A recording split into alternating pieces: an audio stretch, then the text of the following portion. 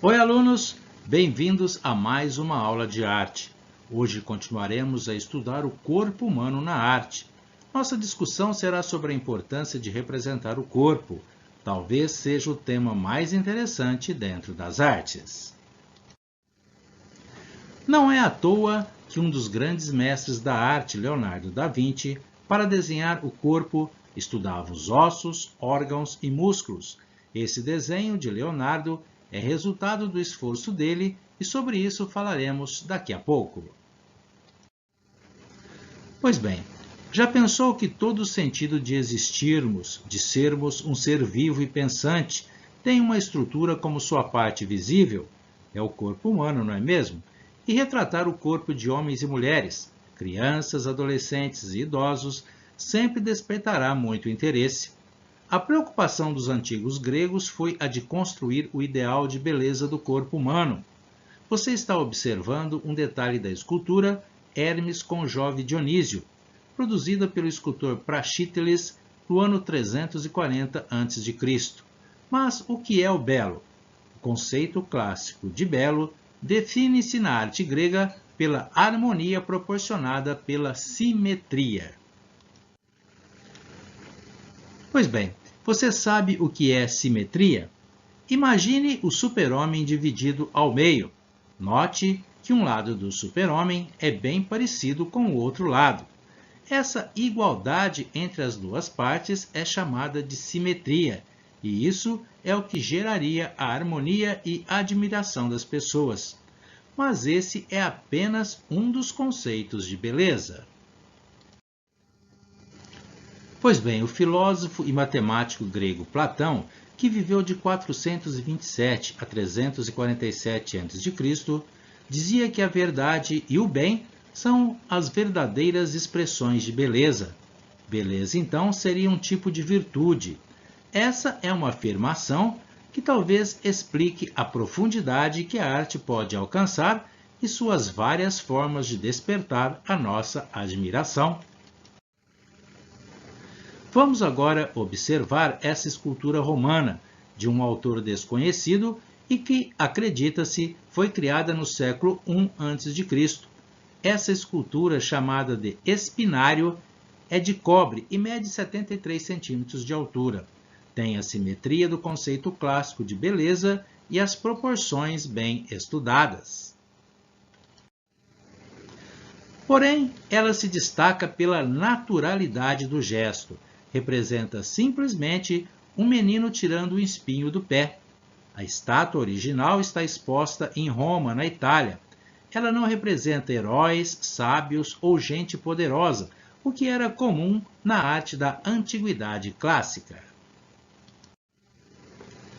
Dessa escultura foram criadas várias réplicas, ou seja, cópias, expostas em diversos lugares pelo mundo. Mas o que levou o escultor a esculpir um menino tirando um espinho do pé?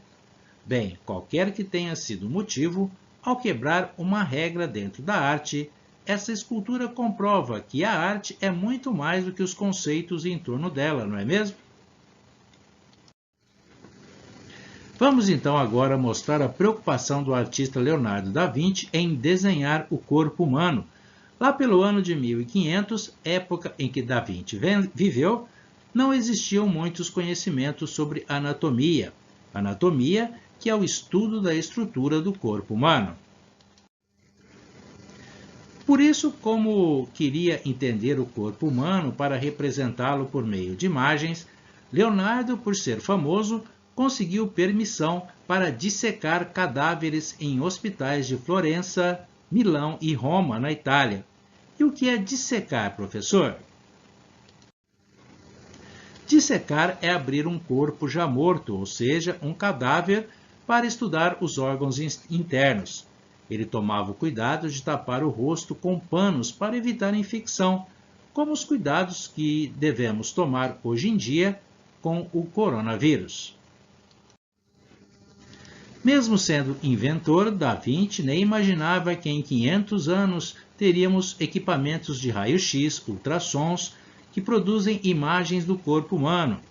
E você, o que acha desses desenhos de Da Vinci? Você já viu uma chapa de raio-x Que comparação faz com os desenhos de Da Vinci? Vamos falar agora de uma tradição que depende muito da representação do corpo humano. Você sabe o que é ex-votus? Ex-votus vem do latim e quer dizer pela promessa realizada. São presentes dados por uma pessoa religiosa ao seu santo de devoção, geralmente por uma graça alcançada em uma promessa. Essa tradição é encontrada no interior do Brasil. Ao ser atendido em um pedido, o pagador de promessas deixa em igrejas, grutas e cruzeiros os ex-votos, que são esculturas de madeira ou de cera representando a parte do corpo que foi curada. Geralmente deixam também a inscrição milagre feito. Os nomes dos artistas que fazem essas peças não costumam aparecer. São feitas por riscadores de milagres e santeiros, pessoas que, em geral, não consideram a si mesmas artistas ou artesãos. E você, o que acha? É preciso saber representar o corpo humano para produzir os ex-votos, não é mesmo? E isso não é ser um artista? As bandeiras de folias de reis também fazem ex-votos de promessas feitas aos reis magos. As bandeiras de folias, os ex-votos são fotos de devotos que conseguiram graças. Também usam fitas ou pequenos objetos. Você já viu uma companhia de reis? Já viu uma bandeira dessas? Nós já falamos aqui que o corpo é a nossa identidade. As pessoas nos reconhecem por uma fotografia e por outras imagens também. Hoje em dia existem os avatares. Você sabe o que é um avatar? Em informática, avatar é um corpo digital, uma figura gráfica criada para identificar o internauta. Você já fez o seu avatar para surfar na net, nas redes sociais? São muitos os aplicativos de criação de avatares, muitos deles gratuitos. Tem o Bitmoji.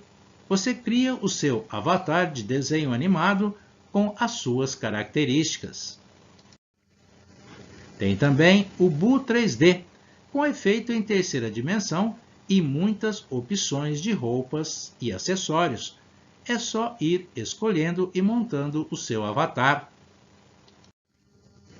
E se você quiser fazer o seu avatar com efeitos de personagem mangá, tem o Dollify. Aqui você tem uma infinidade de recursos para fazer o seu avatar bem parecido com você.